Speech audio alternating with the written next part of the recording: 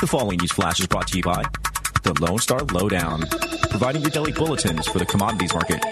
Today in history, news updates, and the inside scoop into the tides of the alternative. Markets for Wednesday, May 11th, 2016 are currently trading with gold at $1,273.87 an ounce, silver $17.29 an ounce, Texas crude $44.66 a barrel, and Bitcoin is currently sitting at about 456 U.S. currency.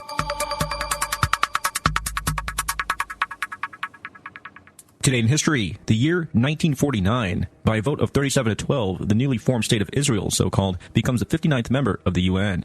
The Zionist State of Israel admitted into the United Nations. Today in history. In recent news, it seems that this presidential campaign cycle has sparked more than 185,000 citizenship applications submitted in the final 3 months of 2015, according to government numbers, which is roughly a 14% year-to-year increase, and around 15,000 more voter registrations were submitted compared to the same 3-month period in 2011, leading into the 2012 presidential campaign cycle. Typically, the rate of citizenship applications and voter registrations historically increases in the months leading up to a presidential election as various state deadlines draw to a close. And even though the latest statistics from the U.S. Citizenship and Immigration Services on citizenship applications for the first quarter of the year aren't expected until June, this year's increased activity is suspected to be as a result of the Republicans' most likely frontrunner candidate Donald Trump's heavy anti-illegal immigration rhetoric.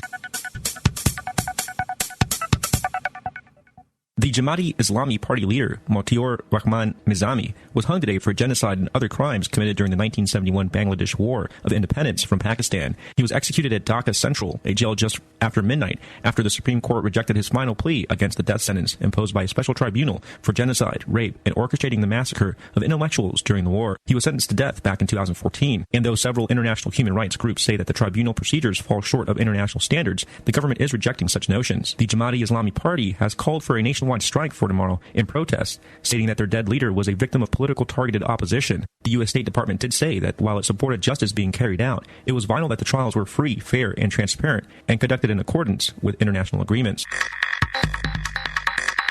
This is Rick Roddy with your lowdown for May 11th, 2016.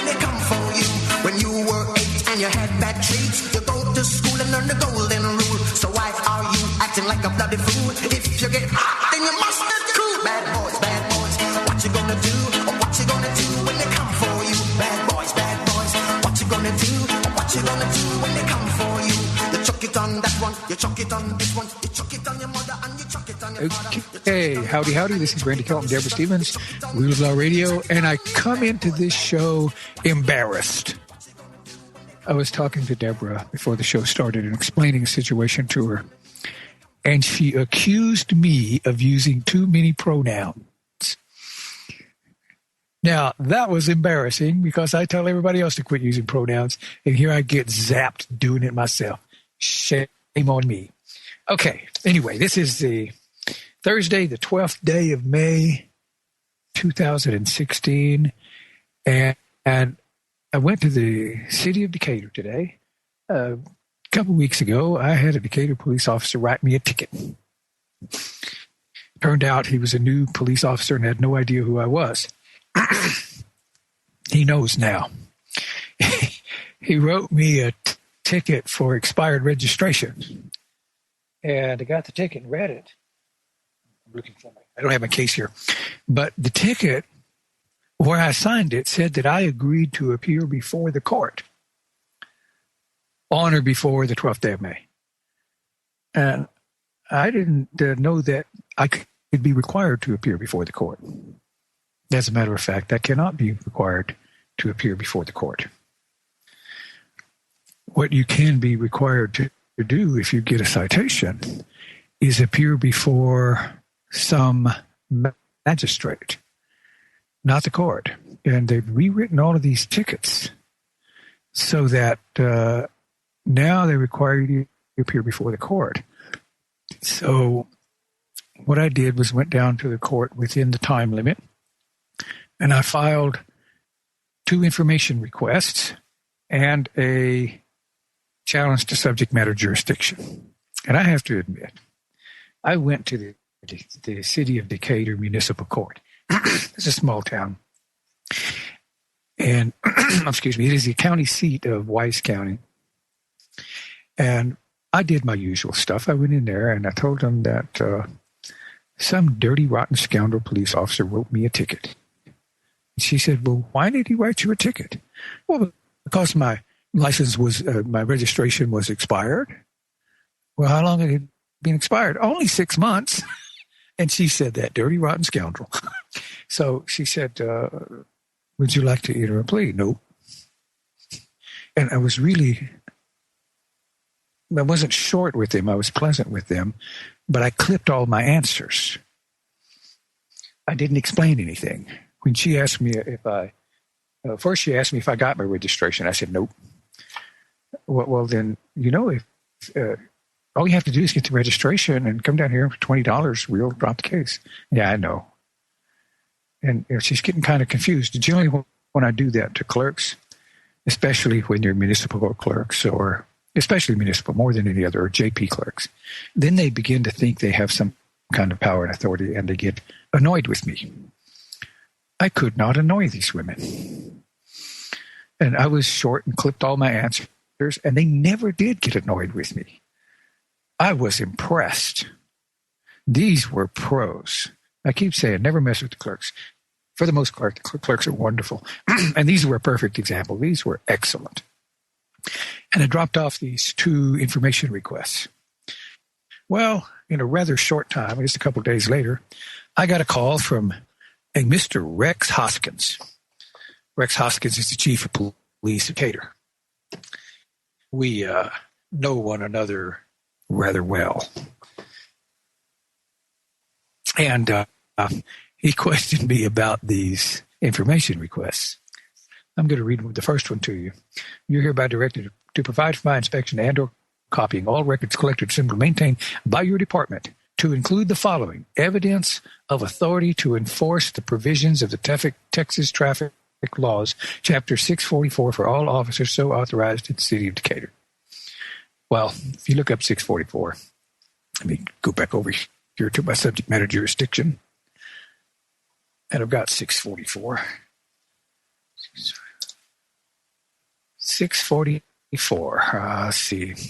City of Decatur action. Okay. And the Texas Administrative Code, Rule 413, reads as follows. Authority to enforce. An officer of the department may stop, enter, or detain on a highway or a port of entry a motor vehicle that is subject to the Transportation Code, Chapter 644. A non-commissioned employee of the department that is trained and certified to enforce the federal safety regulations may stop, enter, or detain a commercial motor vehicle inspection site or at a port of entry a motor vehicle that is subject to Texas Transportation Code, Chapter 644. We go on down to 644. 644.001, certification of certain peace officers. The department shall establish procedures, including training, for the certification of municipal police officers. And when this says the department, it is referring to the Department of Public Safety. Okay, the department shall establish procedures, including training, for the certification of municipal police officers, sheriffs, and deputy sheriffs to enforce this chapter. A police officer of any of the following municipalities is eligible to apply for certification under this section. Guys, you are going to love this. This is so crazy. I don't know who did this or why they did this way, but it appears as though all of these places where the Texas Transportation Code can be enforced, it appears as though these are designed for specific places. This is how it reads. The department shall establish procedures, including training, for the certification of municipal officers, sheriff's deputies, the sheriffs and sheriff's deputies to enforce this chapter. A police officer of any of the following municipalities is eligible to apply for certification under this section. a municipality with a population of 50,000 or more.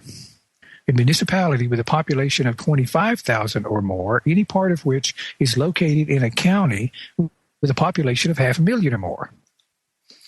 A municipality with a population of less than 25,000, any part of which is located in a county with a population of 3.3 million, and that contains or is adjacent to an international airport. A municipality with a population of at least 34,000 that is located in a county that borders 2 or more states. A municipality, any part of which is located in a county bordering the United Mexican States. A municipality with a population of less than 5,000 that is located adjacent to a bay connected to the Gulf of Mexico and in a county adjacent to a county with a population greater than 3.3 million. That's got to be Houston or Harris County. Anyway, a municipality that is located within 25 miles of an international airport and in a county that does not contain a highway that is part of the national system of interstate and defense highways and is adjacent to a county with a population greater than 3.3 million. That's got to be one specific place down near Houston. And the last one, a municipality with a population of less than 8,500 that is the county seat and contains a highway that's part of the national system of interstate and defense highways. Decatur would have made it if Wise County had a interstate defense highway running through it, but I-35 runs just east of Wise County. Doesn't have one. A sheriff or a deputy sheriff in a county bordering the United Mexican States or of a county with a population of 1 million or more is eligible to apply for certification under this section. A sheriff, a deputy sheriff, or any peace officer that does not attend continuing education courses on the enforcement of traffic and highway laws and on the use of radar equipment as prescribed by subchapter F, Chapter 1701 Occupations Code shall not enforce traffic and highway laws. The department may by rule establish reasonable fees sufficient to recover from a municipality or county the cost of certifying its peace officers under this section. Now, most cities and towns, Fort Worth, Dallas, they're big enough that they exceed the 50,000 population amount. But most of the rest of them are just out of luck. So these smaller towns simply cannot enforce the traffic law. And these go on to say that the sheriff can appoint 5 people in the county to enforce the traffic laws. But that's only in counties where they can enforce the traffic laws. And according to this, the only counties where the sheriff can enforce the traffic laws is the county bordering the Mexican states. So it's confusing. Ask me what it means. I have no idea. But they can't figure it out either. So I sent this I gave it to the city of Decatur. This is one of 2. And the chief called me. And he was trying to do this song and dance and seltzer down your pants and find a way to get inside the code. But unfortunately, he didn't know the code as well as I did and couldn't find a way around it. So it will be interesting to see what happens. And I'm talking here about a different way of going about dealing with the right to travel. And it certainly does not have anything to do with the police officer out there on the highway. And I'm going to talk about a whole different way of handling it when I get back. Randy Kelton, Deborah Stevens of Real Law Radio. Our call-in number 512-646-1984. I'm opening the phones and keep them on all night. We'll be right back. You are listening to the Logos Radio Network. LogosRadioNetwork.com.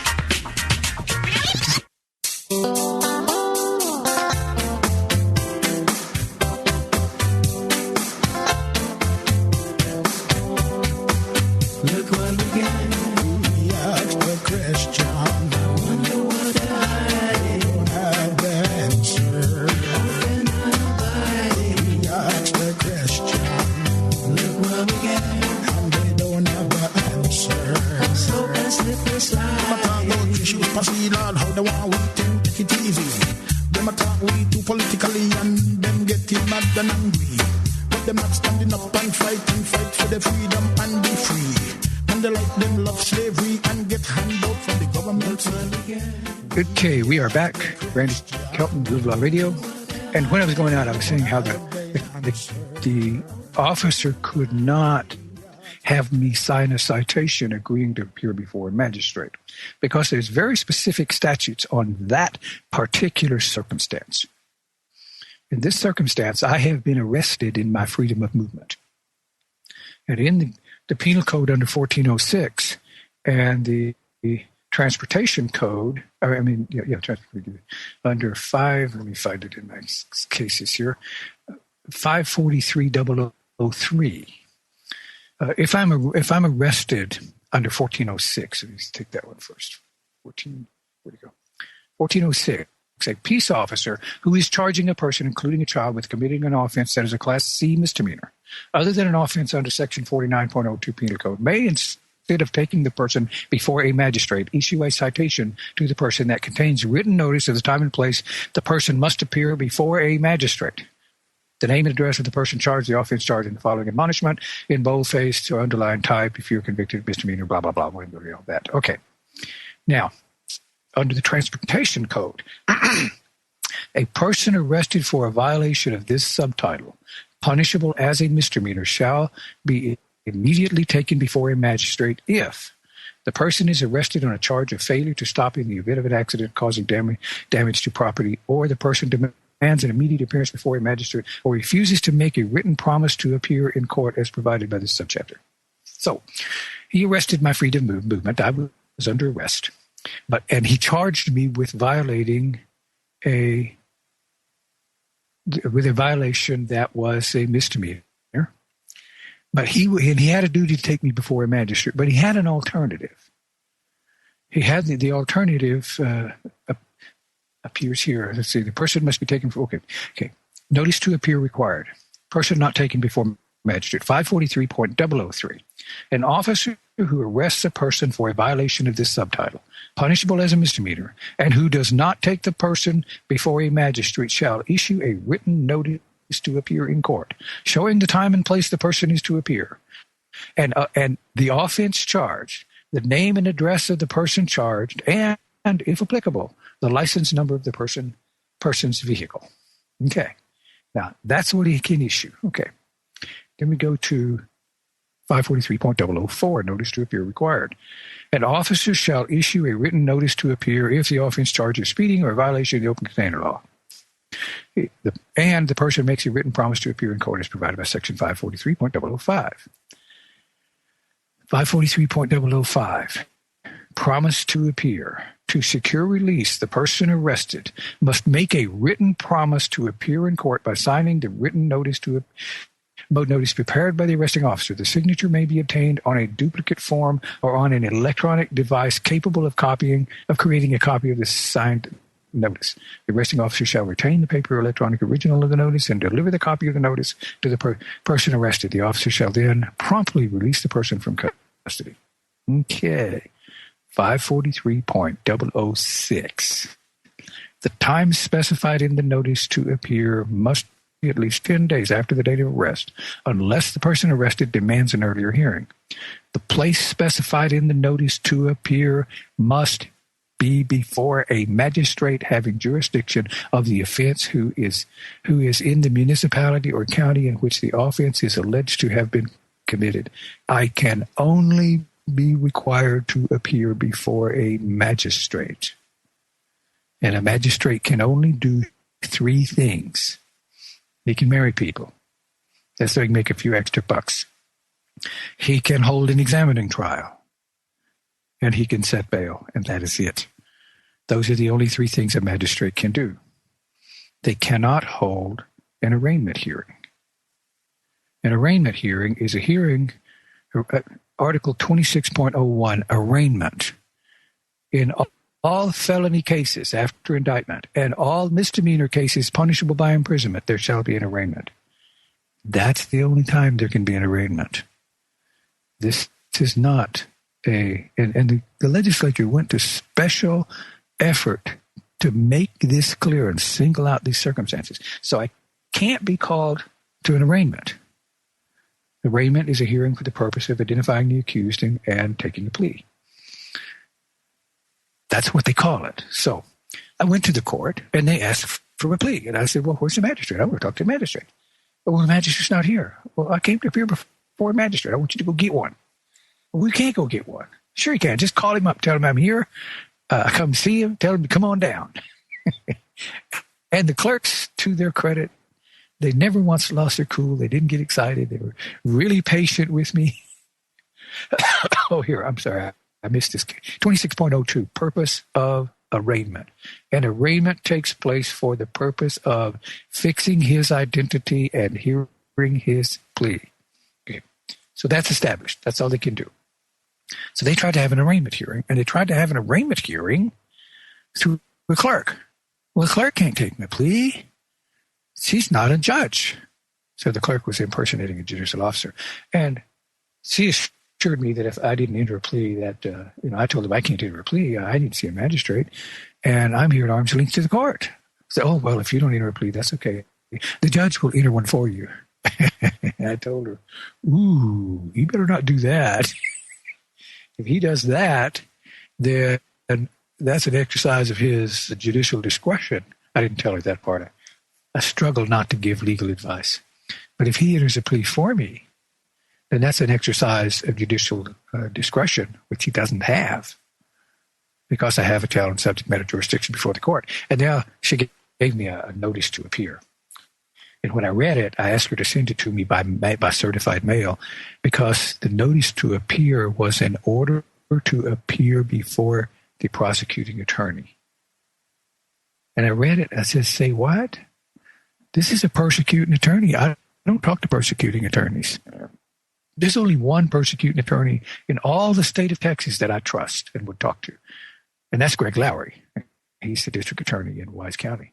He's the only one. I don't talk to persecuting attorneys. So I said, what'll happen if I don't show up? Well, they'll issue a warrant. So this is going to get interesting. I'm going to show up on the day and time requested. And anybody who's been listening to the show for a while can be pretty sure of what I'm going to do when I get there.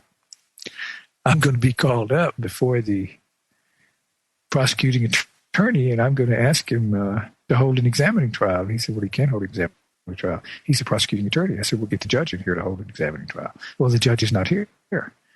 Mr. Bailiff, I need you over here. I need you to arrest this prosecuting attorney for impersonating a public official. And he's going to say, well, I am a public official. Well, kind of, sort of.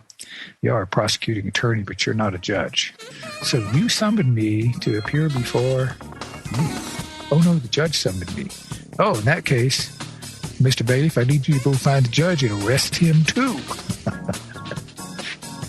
Frankly, I'm having way too much fun with this. Randy Kelton, Deborah Stevens, Rule of Law Radio. Our call-in number 512-646-1984. Ray, Mark, I see you there. We'll start taking the calls when I come. Baby brain gets blamed for forgetfulness and a host of other postpartum mental states. But does having a baby really turn a new mom's brain into mush? I'm Dr. Catherine Albrecht, and I'll be back in a moment with surprising research on the maternal mind. Privacy is under attack. When you give up data about yourself, you'll never get it back again. And once your privacy is gone, you'll find your freedoms will start to vanish too. So protect your rights, say no to surveillance, and keep your information to yourself. Privacy, it's worth hanging on to. This message is brought to you by StartPage.com, the private search engine alternative to Google, Yahoo, and Bing. Start over with StartPage. New moms do indeed experience brain changes, but new research shows they don't lose mental power, they actually get smarter. In the weeks following birth, mothers gain a small but significant amount of gray matter in several areas of the brain, including those associated with reasoning and judgment. The more excited a mom is about her newborn, the more the gray matter increases. Gray matter is the brownish-gray neural tissue in the brain. Generally speaking, more gray matter means higher intelligence and ability. Yes, new moms can sometimes be forgetful, but it's not their brain at fault, say researchers. It's more likely due to the demands of motherhood and sleep deprivation. I'm Dr. Catherine Albrecht for StartPage.com, the world's most private search engine. Live Free Speech Radio, LogosRadioNetwork.com.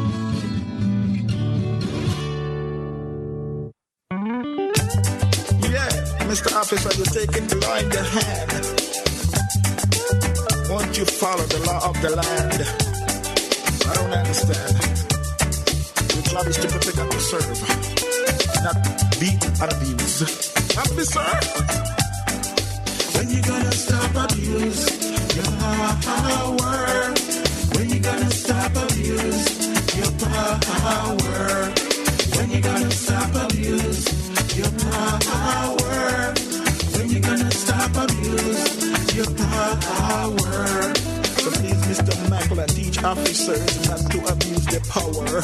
Send a request to the leader, the captain of all officers. Tell them to uphold the law. Okay, we are back. Randy Kelton, Deborah Stevens, Real Raw Radio, and we're going to Ray in Oklahoma. Hello, Ray. What do you have for us today? Okay, little question. Am I required by law to register any property I buy in a county with the county? No. Wait a minute. Hold on. Let me qualify the question. You're speaking to real property. Yes, land, Okay. In Texas, 13.001 addresses this, and most every state I've looked at has a statute similar to this one, and it says any claim against real property not properly acknowledged or proven and filed with the county recorder is void as to the holder. Now, this raises an issue concerning property that has an alloidal title or has had brought forward the grant. What's the word? Anyway, if you have an alloidal title, then there is no title filed with the state. So that raises a question: if you've brought forth your land patent and you're not registered with the state, can a claim be brought against your property? And that's not something I've researched. I seem to remember assertions that it could not, other than by specific contract. Oh, the short answer is no, you don't have to file anything with the recorder. The long answer is claims against real property are for the most part unenforceable unless they're filed in the public record. Well, this is the problem. The land was originally bought for taxes and was sold to me after it was bought by the other person. I didn't think it right that I should register it with the county. You don't have to. You're not required to.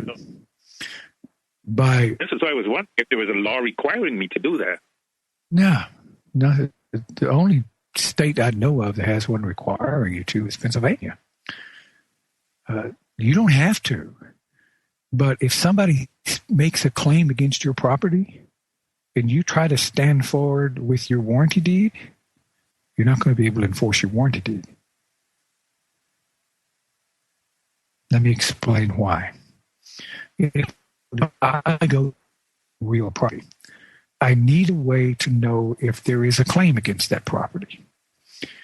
And when they landed at Plymouth Rock and started dividing up property, they created a land registry for this purpose, to register who held property.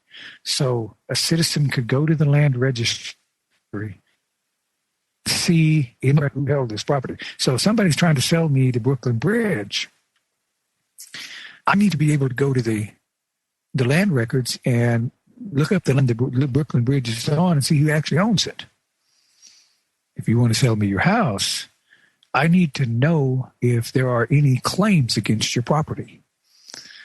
So they set up land registries for that purpose. If you have a claim, then in order for you to be able to enforce that claim, you need to make that claim public by filing it in the public record. If you don't, then you can't enforce the claim. Okay. The problem I have with all this is that they will then be able to use the information you provide to issue tax liens and stuff like that against you. They don't need that. They can do that anyway. Are you saying you want to hide the fact that you own the property so they won't know that they can lien your property?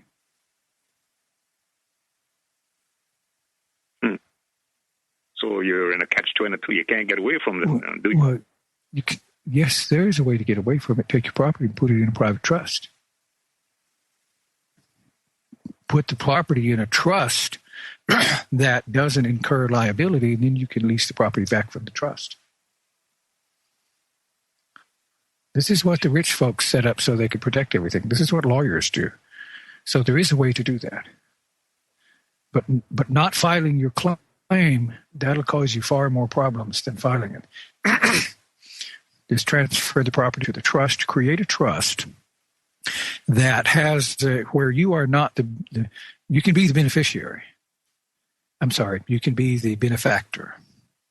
But you cannot be the beneficiary and you cannot be the trustee. You can donate your property to the trust. But once you do that, you're not the beneficiary and you're not the trustee.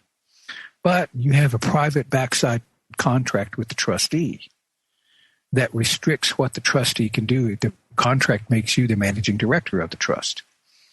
However, this is a private contract. You know, you heard this talk about the straw man. Straw man's your public side. And on the public side, the trust holds the property.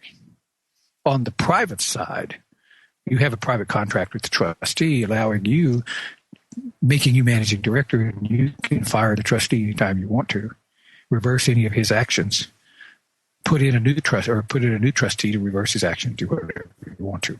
This puts you at arm's length to the trust so that the courts won't call the trust a alter ego of yourself. If you're the benefactor and the beneficiary and the trustee, they say the trust is merely an alter ego of yourself.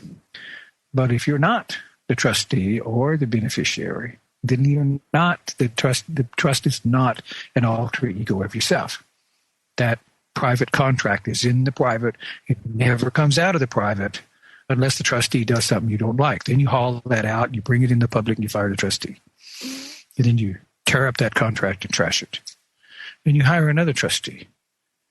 Well, you get a contract that goes into private. Does that make sense?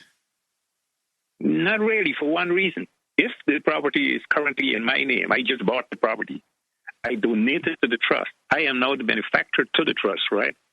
Yes. Okay. Now, if I get fired the trustee, at that point, I am back again being the benefactor. No, trust still holds the property. You still, but once you're the benefactor, you can be the benefactor, but you can't be the beneficiary on paper. The only way you're going to get your property where it's untouchable, it has to be out of your name. But you still maintain control, and you can do that through trust. I'm not the trust expert, but I understand enough to understand what you can do with it. If you're interested in knowing more about a trust, send me an email on that subject. I will send it to someone who knows trust forward and backward. Or if you have a lawyer there that knows trust, he can put this together for you. Okay. I would appreciate that. Okay, send me an email to randy@ruleoflawradio.com, and I will forward it to Barry, and Barry should get in touch with you. Okay, good. Thank you very much, sir. You are most welcome. This is Randy Kelton, Deborah Stevens, Rule of Law Radio. Our call-in number, 512-646-1984. We'll be right back.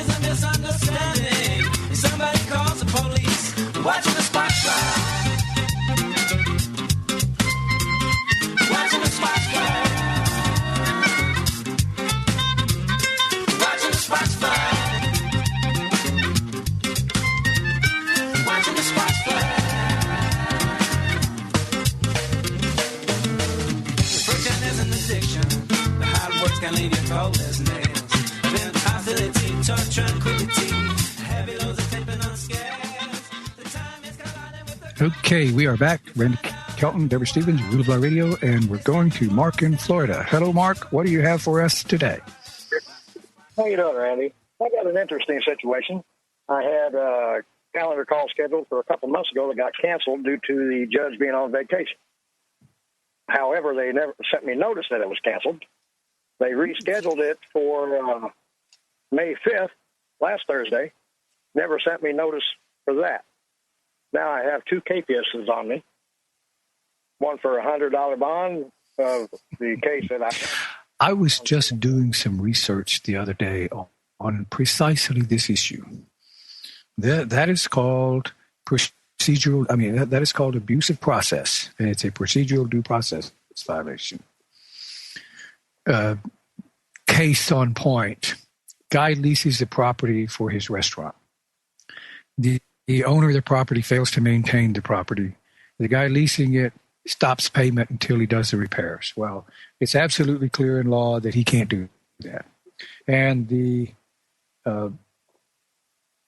landlord knows that he's going to win this case, so he files suit against him. And then he has him come to court, and then he gets the hearing canceled. The guy has to shut down his restaurant, take a day off, go to court, and then they get the hearing canceled without noticing. They do that twice. Then he goes to court, and he wins the case.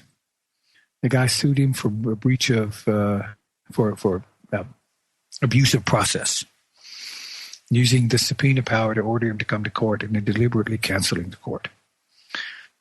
Well, your judge may get away with doing this once, but not twice, and especially in in traffic cases. If you fight the traffic case, they'll tend to do this. I spoke at the beginning of the show about the city is sending me a notice to appear before a prosecutor. That's an abusive process. There is no power in the court to do that. So I'll go after him for abuse process, just for yucks. But this is certainly a claim that you will have. Okay, well, does that sound like fun? They only canceled it once, Randy. But the thing is, the 2 capias I have on me, one's a $100 bond, the other one was $1,000 because I posted a $100 bond on that one to get out of jail. Wait a minute, were you arrested? On the one charge, yes. Ooh, then that's false imprisonment. If they if they violated procedural due process in order to issue a warrant, that's false imprisonment. And is this a municipality or a county? I misunderstood what you were saying. I have not been arrested on the capias yet. Who wrote the ticket? Municipality or county sheriff or DPS? The arrest? Who wrote you the ticket? The city. Okay. Municipality. The municipality, well, I guess it wouldn't matter which one, but they've all waived their sovereign immunity in the case of false imprisonment. There are a couple of places where sovereign immunity has been waived, and that's one of them. So that you can sue them for directly. You can also sue them directly for a procedural due process violation. Actually, you can charge them criminally. I haven't looked in Florida law. You'll have to look for it. Look up official misconduct. Every state has a statute. I have seen the official misconduct statute in Florida, but it's been a long time, so I don't remember what it is. Every state has it. It reflects 18 U.S. Code 242. And what it says is that and I'm paraphrasing here because it's kind of long and convoluted. Essentially, if a public official exerts or purports to exert an authority he doesn't have, and in the process denies a citizen in the full free access to or enjoyment of a right, that's a Class A misdemeanor in the Fed, and it's a similar level in most every state. Okay, in Florida, at least this part of Florida, any city charge, they don't have a city court. You go to county court. So this is a county judge that issued the case. Oh, okay. That's just as good. Okay. Florida statutes 838.022, official misconduct. It is unlawful for a public servant with a corrupt intent to obtain a benefit for any person or to cause harm to another to falsely cause another person to falsely falsify any official record or official document. conceal, cover up, or destroy, mutilate, or alter any official record, obstruct, delay, or prevent the communication of information related to the commission of a felony. Okay, this one is official misconduct, the way it's stated in Texas. So what I need to do is look for official oppression. Because in Texas we have two. Most states group them all under official misconduct. So we'll go back and look under official oppression. I have a keyboard here that doesn't spell well. Go ahead. What was the statute number on that? 838 what? Wait a minute, I couldn't hear that. What was the statute number? 838 point what? 022. All right. Now, I looked up official oppression and I didn't find it. Bribery, misuse of public office.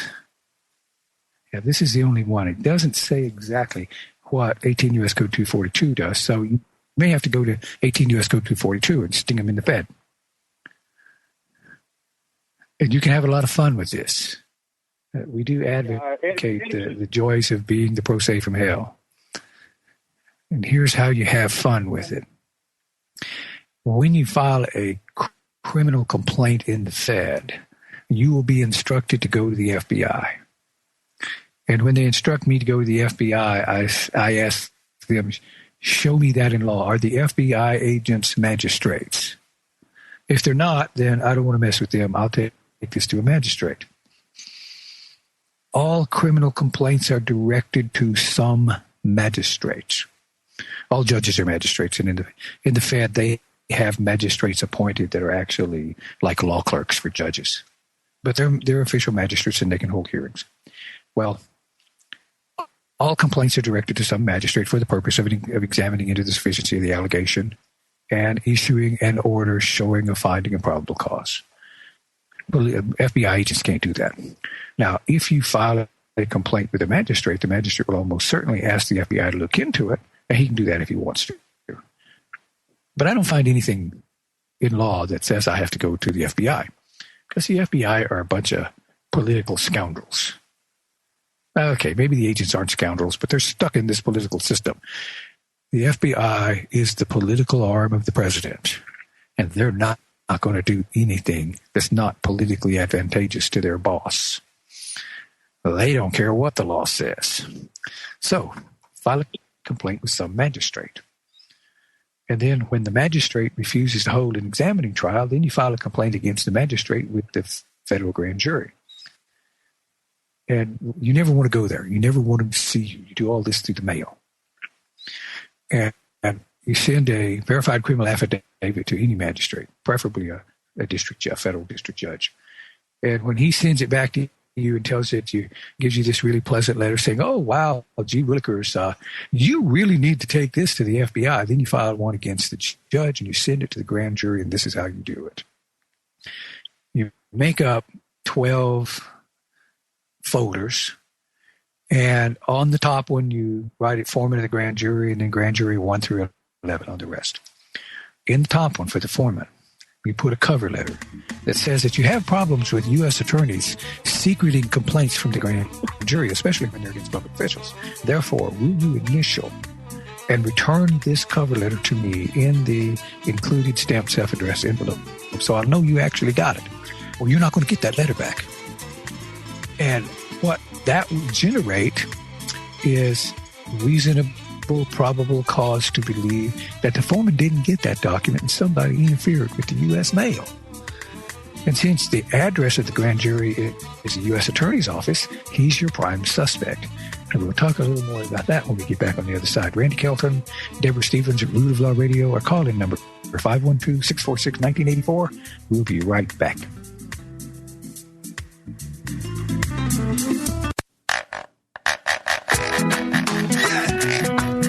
Down Babylon, I'm born down the whole nation.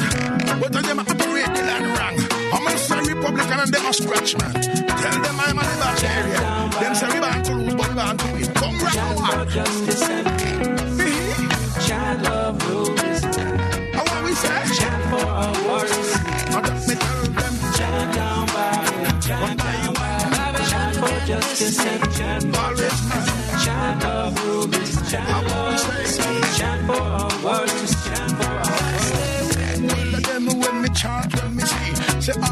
was created equally. Chant down Babylon and do it daily. And when night come, there for everybody. So one by one, me have to chant them man. Me chant down Babylon because Babylon is wrong. Okay, we are back. Randy Kelton, Deborah Stevens, Real Law Radio. And Mark, what I'm talking about is the difference between the law and the politics. You'll never win your case simply because you have the law and the facts on your side. You'll win your case if you have the politics on your side. So you got this little municipal court jerking you around.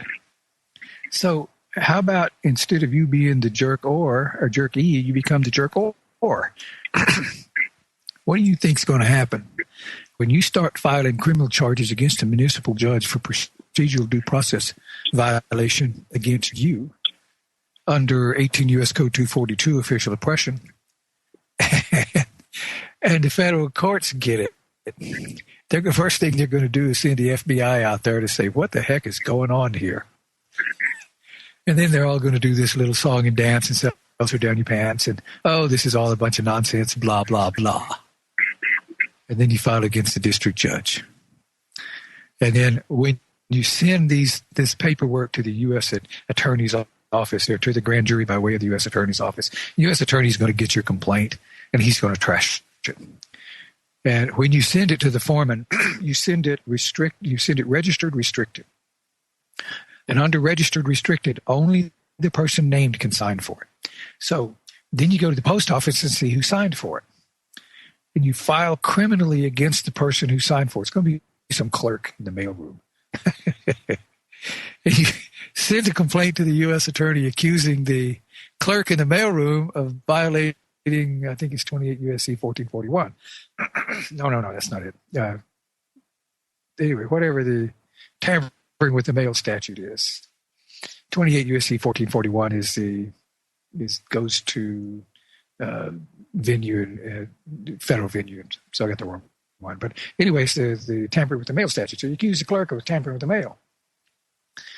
And you use the same cover letter and send it to the foreman. When the U.S. Attorney gets a second one that's accusing the mail clerk of secreting these complaints from the grand jury, the U.S. Attorney is going to get excited.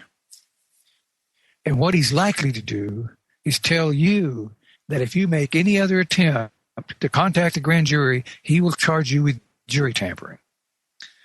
And when he does that, you make up another complaint and file it with the U.S. Attorney in Washington, D.C., accusing the U.S. Attorney of witness tampering. They're all going to get really unhappy. Can't do anything to you except not like it. And very likely this little municipal court's going to want this stuff to go away. Once you get done playing with them with the criminal side, you can send the municipality a tort letter. Are you familiar with a tort letter? Not very, no. I okay. A good copy of one. Here's what the courts say. Is we don't want you using our courts as a remedy of first resort, but rather as a remedy of last resort. So we're going to ask you to take some action in order to remedy this issue before you bring it to us. And the preferred action and the only thing you have to do is give notice and opportunity. You give notice that you have been harmed and opportunity to cure. So you send them a letter saying, you guys have been dirty, rotten scoundrels. You did this, that, and the other. What I generally do is I write up the lawsuit I intend to file. And once I have it all written, I take the court heading off of it and put a business letter heading. I take the prayer off of it and I change prayer to a demand to cure. And then send it to them. Well, they're going to give it to their lawyers, and their lawyers are going to look at it, and they're going to see, we'll also take out the venue section. They're going to see a statement of facts, a statement of factual accusation, a statement of claims, and they're going to say, this guy's not kidding. He really is going to sue us because he's already got it written.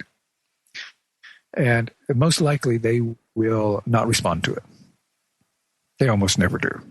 Or they'll send you a letter saying, you tell them how much you want to cure. And before you decide how much to cure, look up go to the Pacer. Do you have access to Pacer? I'm not even sure what it is. The Pacer is the government court website. And you can go on Pacer and sign up for it. They charge you 10 cents to do a search and 10 cents a page for every page you download. So you can do a search and you can look at all that stuff. It don't cost you anything. It just costs you 10 cents to do the search. So it's not very expensive. It's a lot easier than going down to the courthouse. And then I do 90% of my research on the internet. Do a search for Florida municipality due process lawsuit. And you're likely to get hits on lawsuits. Then see if you can find some where the person has actually won the suit.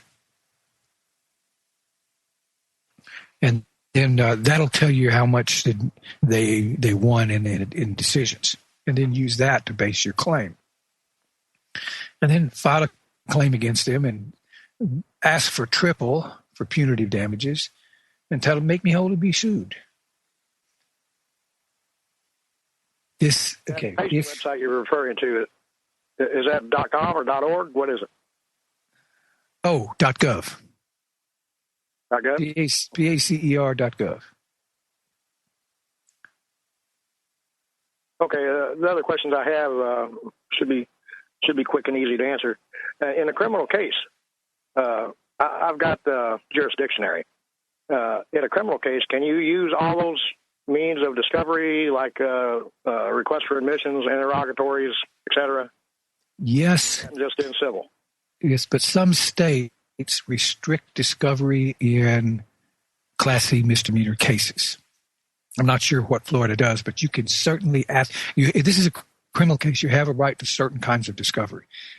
As to admissions, you can certainly ask for them. But I generally haven't seen admissions in a criminal case, but I haven't seen anything that says you can't ask for admissions. You can ask for anything you want to.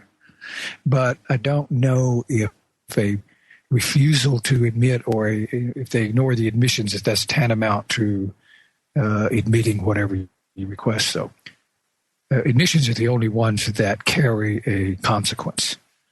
In civil, if you're asked to admit something and you fail to admit or deny, it's presumed that you admit. But I'm not so sure that would carry to criminal. You'd have to check Florida law for that.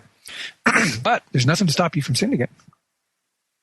I'm going to send them. Now, what I have in mind in doing, and I bounced this off Eddie Monday night with these capias, I plan on making myself very public on Sunday and hope that my favorite deputy out there that loves to take me to jail, I hope he swings by to get me and arrest me on these capias. Because Florida has a statute that calls service of process on Sunday. Now, whoever's in whatever state, Google that. Look for it. In Florida, it's Florida Statute 48.20, and it's in plain English. It reads as this, and it's just a couple sentences.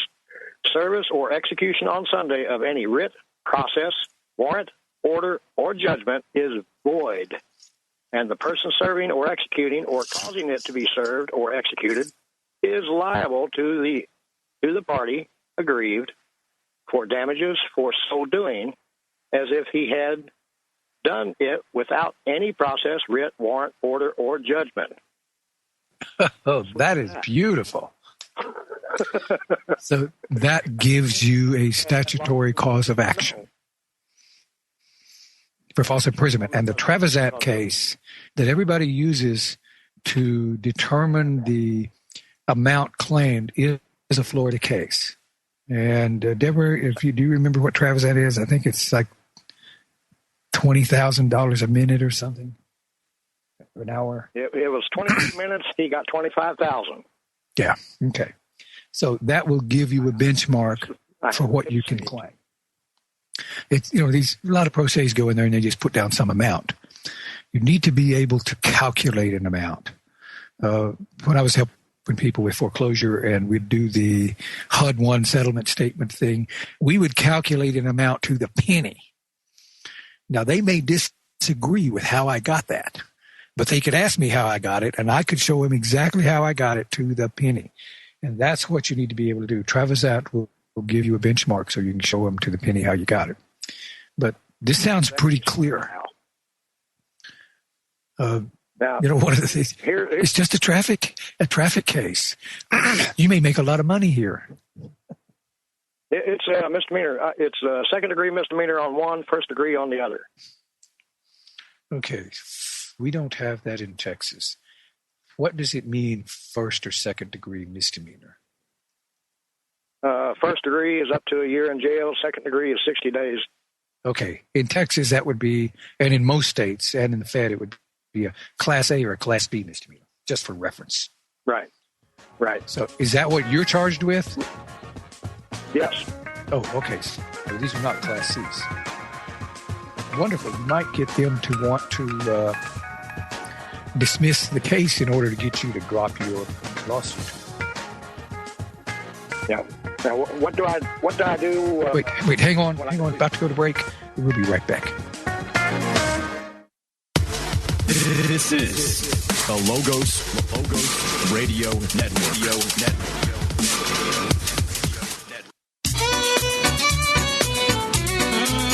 Ain't gonna blind me. Don't bore me. Well, ain't gonna fool me with that same old trick again. I was blindsided, but now I can see your plan. You put the fear in my pockets, took money from my hand. Ain't gonna fool me with that same old trick again. Ain't gonna fool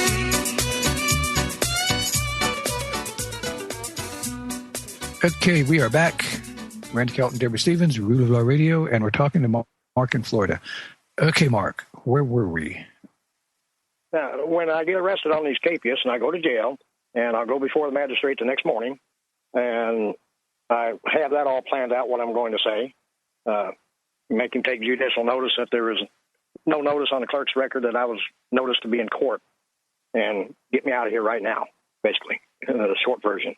What do I do if they do not set me free? Well, they will almost certainly set bail. Well, are you saying if they don't set bail or don't release? Oh, you're saying if they don't release you right then, the only thing to do is appeal. All right. So I suggest you bail out, and then you can sue them later. In the meantime, get out of jail. I can't bail out. It's $1,100 total. I don't have it or anything close to it. Oh, okay. Then you need to get them to appoint you counsel. And we can show you how to handle counsel. Well, I've had counsel on one of those cases and got rid of them. I had a piece of one of them. I'm going to suggest don't get rid of him. Kick his behind. You need to understand the politics. Lawyers are terrified of judges. Go ahead. I've heard your lessons on how to deal with the attorneys. Yeah, you stick very good lesson. Your boot right in that lawyer's behind, and when he tries to get removed from the case, you object to it. If the judge removes him, you sue the judge for interfering in the private contract, but almost certainly the judge will not remove him if you object to it.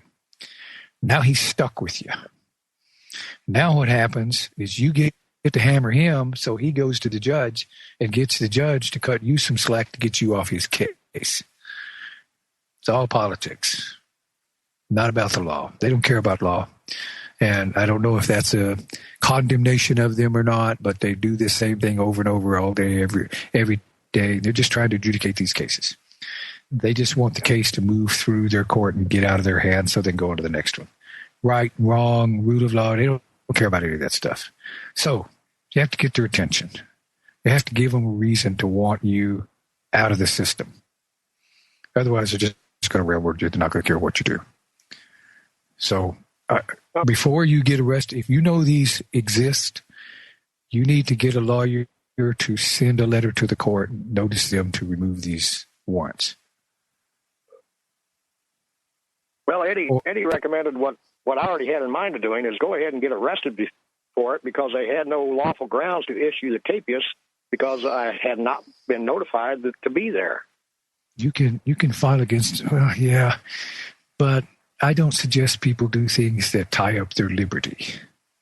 If you don't mind sitting in jail for a while, then you might go do that. But if you'd rather stay out, suing them is difficult. If you don't have funds to bail out, you're not going to have funds to sue them unless you do it all yourself. And it takes some dedication.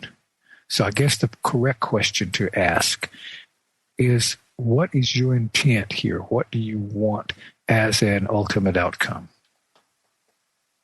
Ultimate outcome, I plan on suing them on this. And many, many other things. No, you really need to define an outcome specifically. And I'm asking this because there's a lot of things you can do. I'm dedicated to changing the system. I was in Cherokee County. I was sentenced to a year in prison, $10,000 fine. After 30 days or 27 days in solitary confinement, I stood looking in the mirror in the cell, and I thought to myself, self, you popped off to the jury and told them, you have to do whatever you think is right, but in the end, it's not going to matter. Because when this is over, I'm still going to be here. I'm doing the right thing for the right reasons, and I will still be here. So I said, you popped off to the jury, and they threw the book at you. So, did you mean it? And I thought, I said, you're darn right I did. So even though I was looking at a year in jail, I filed a bunch of criminal complaints, and they got me out of there. But that was my intent. I'm dedicated to doing this. How dedicated are you? If you're doing this to make money in a lawsuit, you're wasting your time. Getting money out of the government is almost impossible.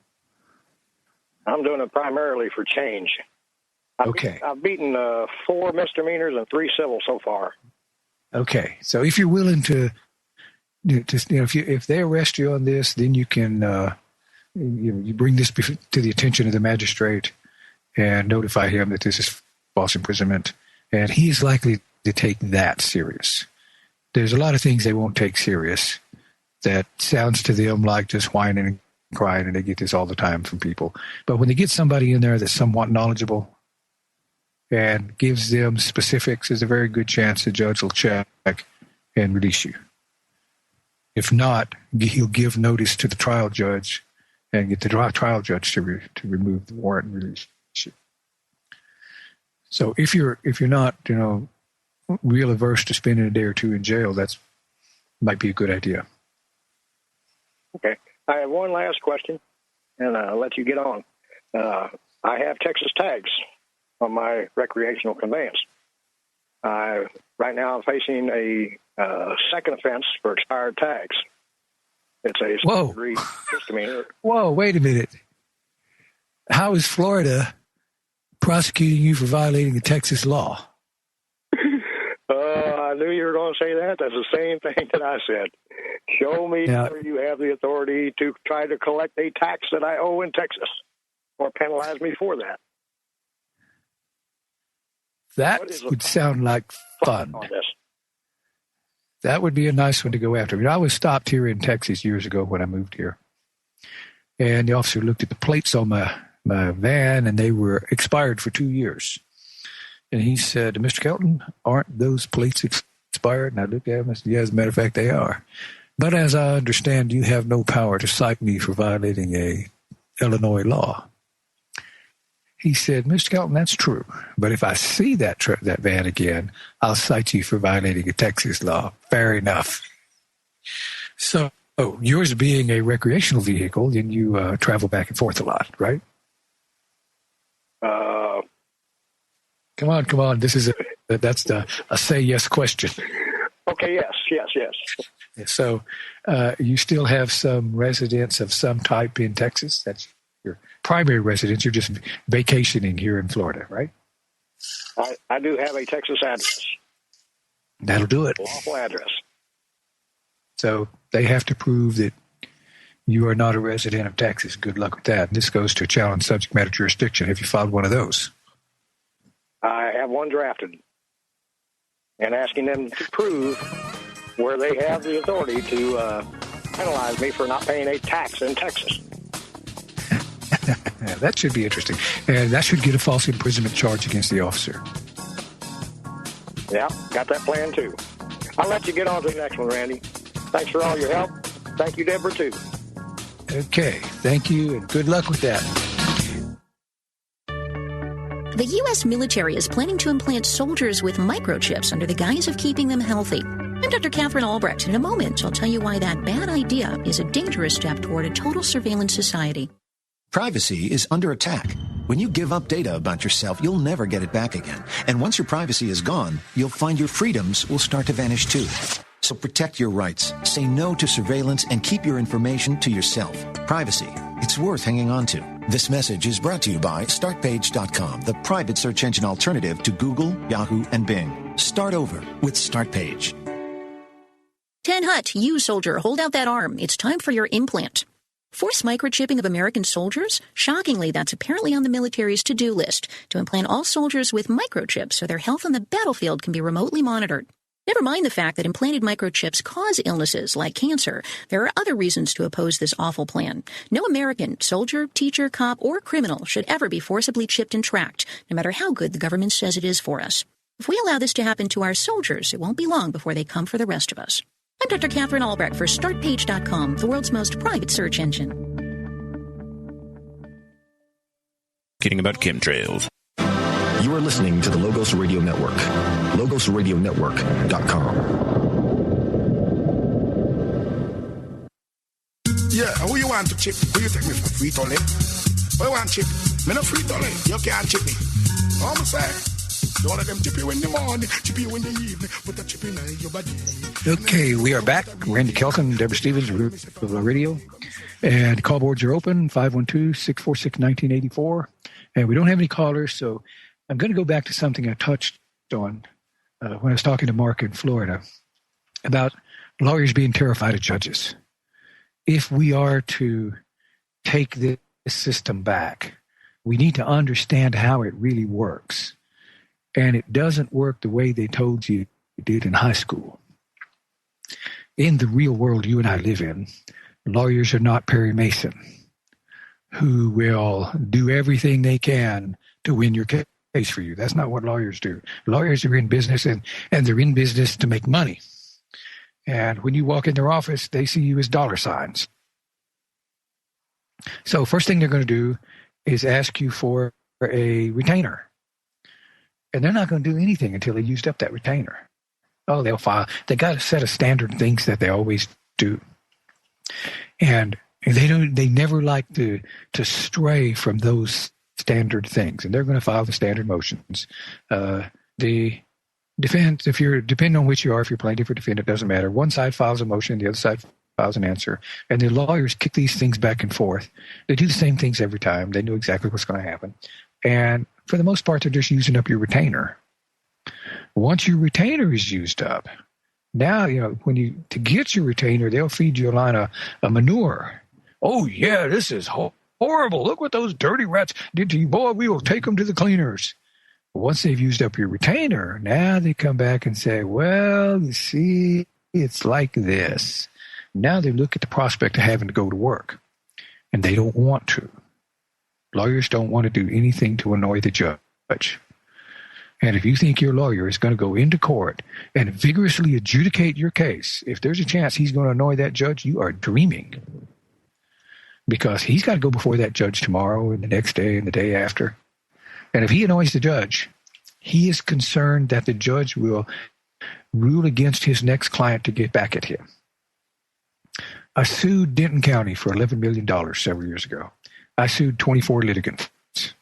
I sued my worst nightmare, the smart-mouthed sheriff's deputy who leaned over when he smart-mouthed me and I asked him who he was, and he leaned over me and told me, I'm your worst nightmare. Well, I couldn't get anybody to tell me who he was, so I sued my worst nightmare. I talked to 60 lawyers. The last one was Jerry Cobb. He was the prosecuting attorney, the district attorney before the current district attorney. I got a hold of him. I said, hello, Jerry, my name's Randy Kelton, and I have sued Denton County, and I need a lawyer to represent my case. Oh, Mr. Kelton, I know all about your case. I can't take your case. You made allegations against judges in there, and I have to represent clients in this county. I said, what's the matter, Jerry? You afraid those judges will screw your next client to get back at you? And he said the same thing every other lawyer did. You darn right they will.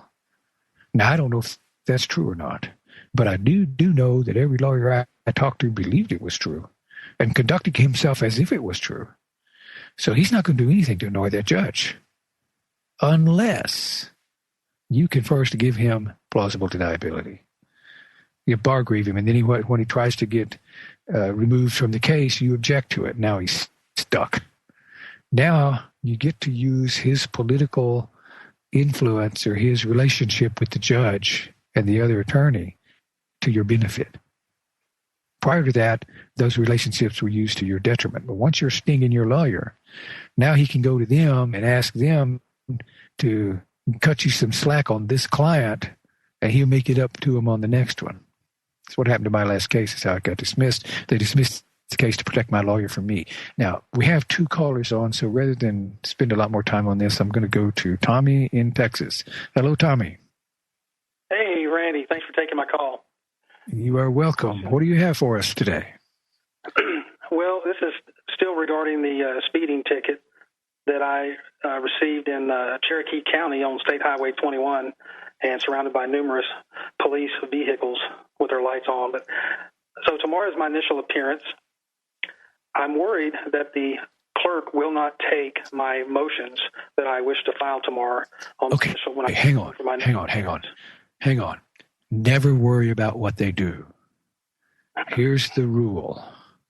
Never ask a public official to do anything you actually want them to do. Because you never ask a public official to do anything that the law does not require them to do. So when they don't do it, okay, then you go to the next official in line and try to get that official arrested. It's called bushwhack, and it works really great. Actually, I call this my tar baby method. I got this little tar baby, and I go into these offices, and I'm carrying my little tar baby out in front of me, and I say, here, I got this tar baby. You want to touch it? Here, go ahead. Touch it. Go ahead. Don't do what I'm asking you to do. Now I get to take my tar baby and go to the next guy and make accusations against you and ask the next guy, you want to touch it? Here, touch it. That's how we need to think about this. You don't worry about what they do. You ask them to do what they're required to do. And when they don't get upset. No problem. Okay, you're not going to take these. Can I get your name? And hang on. Don't go anywhere. Somebody's going to want to talk to you. Then you step away from the window and call 911. And then they'll send the bailiff over. Yeah. And here's the problem the bailiff has. All of a sudden, you're the victim. You called him, and it's on the 911 recording. And you ask him to arrest the clerk. I did this in Randall County. She wouldn't bring me the original file. Said I had to look at them in the computer. And I said, no, I need to see the actual physical file. She said, I don't have the personnel or the time to mess with it. You'll have to look in the computer. Wait right there. Don't go anywhere. Somebody's going to want to talk to you. I pushed the door open and pointed to a sergeant on the bailiff. You, come here. He didn't like being summoned. I said, watch this. Says, now, Miss Clerk, I need to see those records I asked you for. I told you I don't have the time of the personnel. You'll have to look in the computer. I turned to the bailiff. Did you hear that? Yes, Mr. Kelton, I did. Arrest that woman. Why can't I arrest her? She's the district clerk. Because I don't care what she is. You can arrest her. Just go up there and throw the cuffs on her and drag her off to jail. Heck, you don't have far to go. It's only a couple blocks over. And so he called the lieutenant, and the lieutenant refused to hear a complaint. So I called 911. And I'm sitting out in the hall waiting for the 911 officer to show up. And the lieutenant and the district clerk came out, and she had a whole bunch of folders in her hand. And the lieutenant started to talk to me, and I said, stop. I can't be talking to you. I have someone coming, and I'll give them a full statement, but it would be inappropriate for me to talk to you two since I'll be filing criminal charges against both of you. The look on the clerk's face was absolutely priceless. Well, it was when the sergeant said, well, she has the records you asked for. Sorry, Bubba, that bell's already been rung. And that's when the clerk got this look on her face like she couldn't believe what was happening.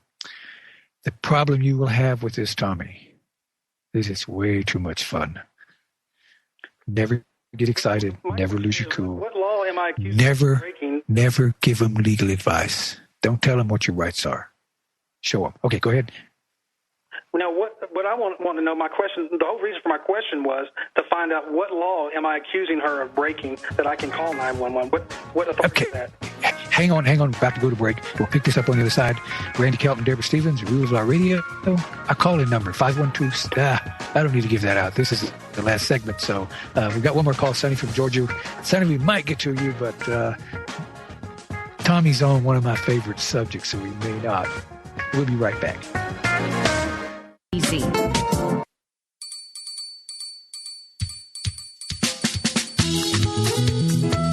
Hello?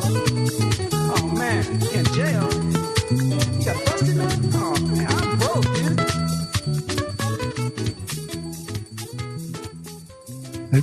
Okay, we are back. Randy Kelton, Deborah Stevens, Rules of Our Radio, and we're talking to Tommy in Texas. And Tommy, you were asking when we went out, what do you charge them with? Okay. This is one you should have memorized. You will have so much fun with this statute, you won't believe it. 39.03 Texas Penal Code. If a public official, while acting under the color, meaning pretense of an official capacity, exerts or purports to exert an authority they do not expressly have, or fails to perform a duty they're required to perform, and in the process denies a citizen in the full and free access to or enjoyment of a right, that's a Class A misdemeanor in the state of Texas. When the clerk in Randall County refused to give me access to the public record, I considered that a violation of 39.03 Penal Code. And even though she decided to give them to me afterward, the first refusal was complete. And she couldn't back out of it just because I raised an objection she couldn't get around. So, does that sound interesting, Tommy?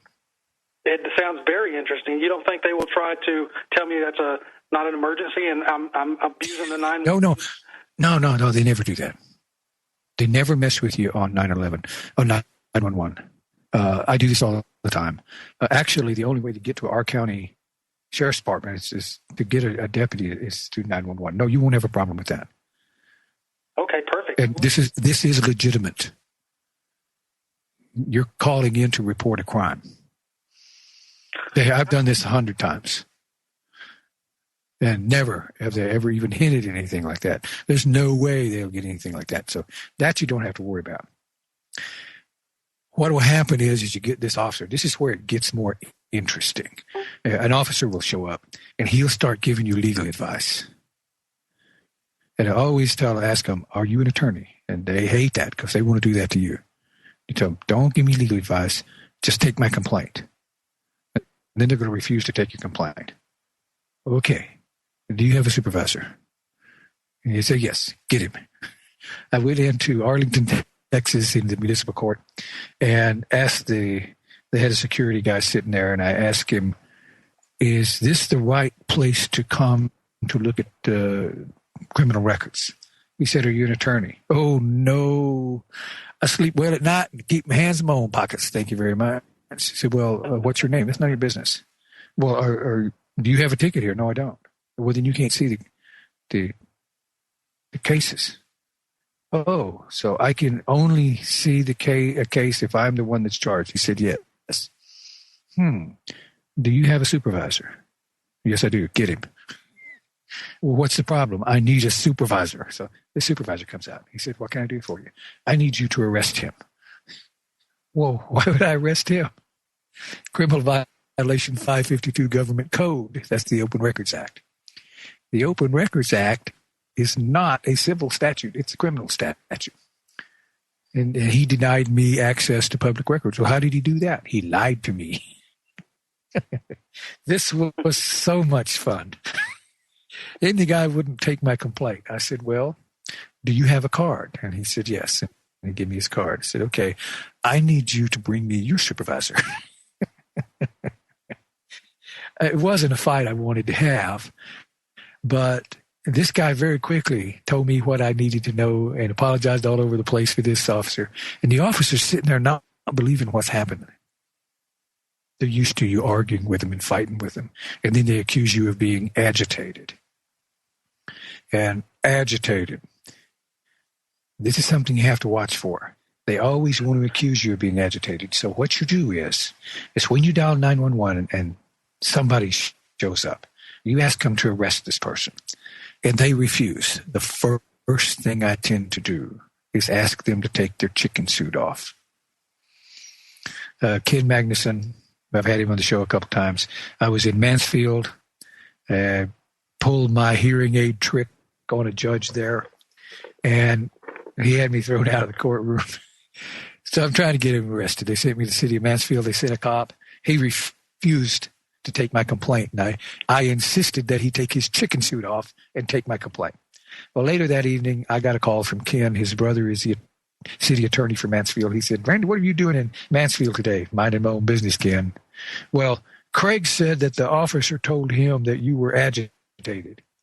I said, "Ken, ask Craig to ask the officer if I got agitated before I asked him to take his chicken suit off or after."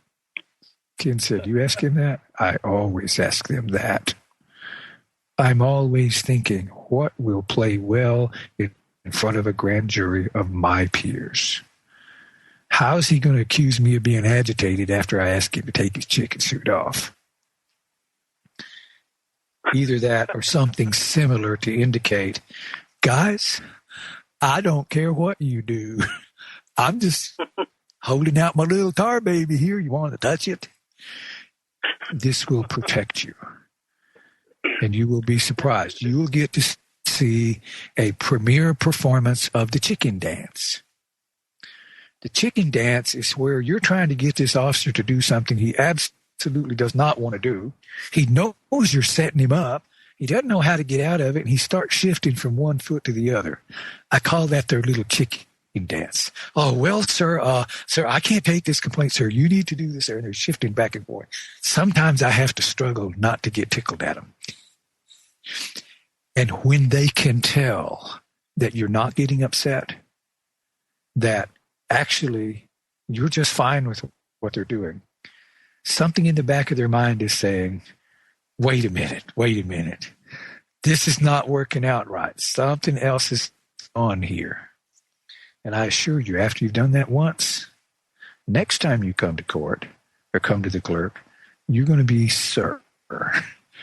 Yes, sir, mister. So. Well, this is Cherokee County. It is Cherokee County. But, I was hammered in Cherokee County, but it may as well have been most any other county. At the time, this was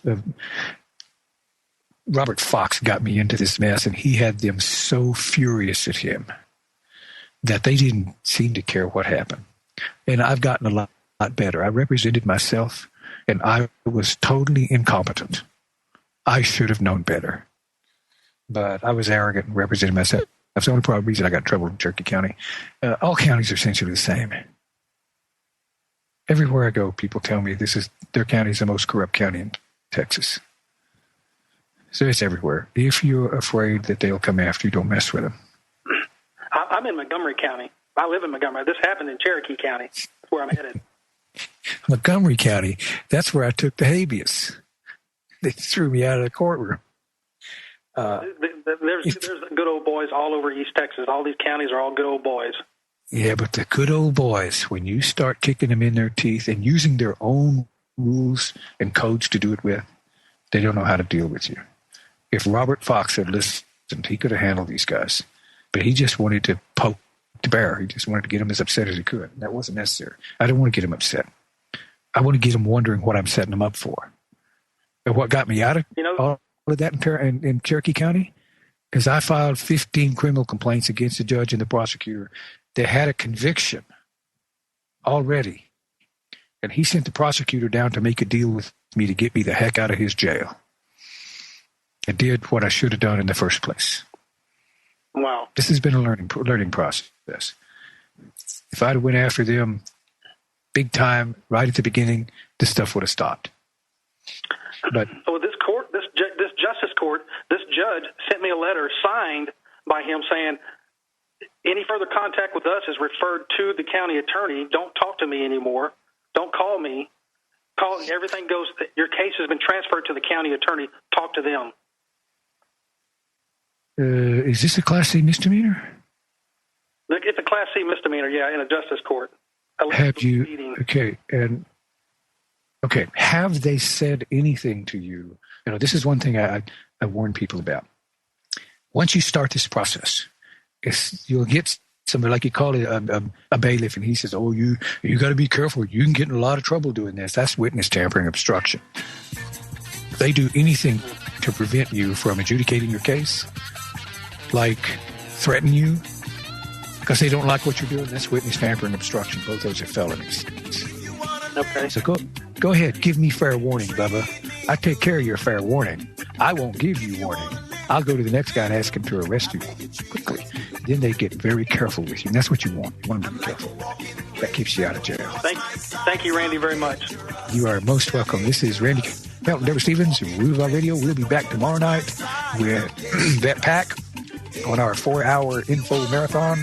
Make sure you tune in and go check out all our sponsors and help us support this network, because it's getting pretty expensive to keep it up, and we need all the help we can get. Thank you all for listening, and good night. I'm dangerous.